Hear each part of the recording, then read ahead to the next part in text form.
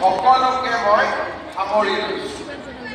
আমি প্ৰথমতে যেতিয়া আমাৰ নৱকুমাৰ দলে ডাঙৰীয়া মন্ত্ৰী আছিলে, এটা সময়ত আমি সিদ্ধান্ত লৈছিলোঁ যে আমাৰ জীৱিকা সখী বাইদেউসকলক আমি স্কুটি প্ৰদান কৰিম। 2021-22 আমি 10,908 গৰাকী বাইদেউ আমি স্কুটি আগবঢ়াম। যেতিয়া মই মিটিঙলৈ যাওঁ তেতিয়া বাইদেউসকলে মোক কয় যে আমিতো বেংক সখী, আমি পশু সখী, আমি স্কুটি পোৱা নাই।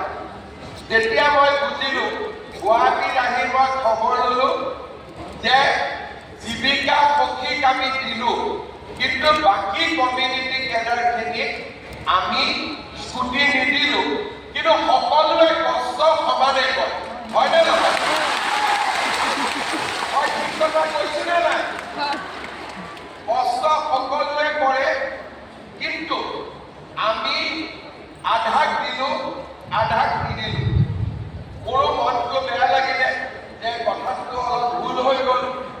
আমি ইয়াতে আহি সকলোৱে সিদ্ধান্ত ল'লোঁ যে আমাৰ কমিউনিটি কেডাৰ যিমান আছে সকলোকে আমি একোখনকৈ স্কুটি দিম। আজি আমাৰ বাবে আনন্দৰ দিন যে আজি আমি সকলোকে ইয়াতে স্কুটি দিম আৰু আপোনালোকে স্কুটিখন লৈ নিজৰ কাম কৰিবলৈ সক্ষম হ'ব।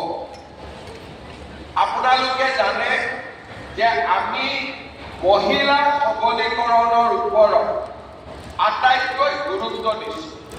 কাৰণ এখন ৰাজ্য যদি আগবাঢ়ি যাব লাগে তাত আটাইতকৈ গুৰুত্বপূৰ্ণ ভূমিকা মহিলাসকলে গ্ৰহণ কৰে।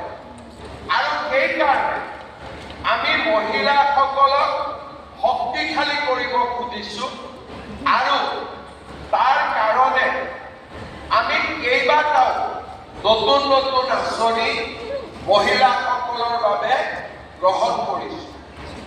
নিযুত মইনা হওক, অৰুণোদয় আঁচনি হওক, আমাৰ পঞ্চায়ত চৰকাৰী চাকৰিত মহিলাৰ সংৰক্ষণ হওক বা মুখ্যমন্ত্ৰীৰ মহিলা উদ্যমিতা অভিযান হওক।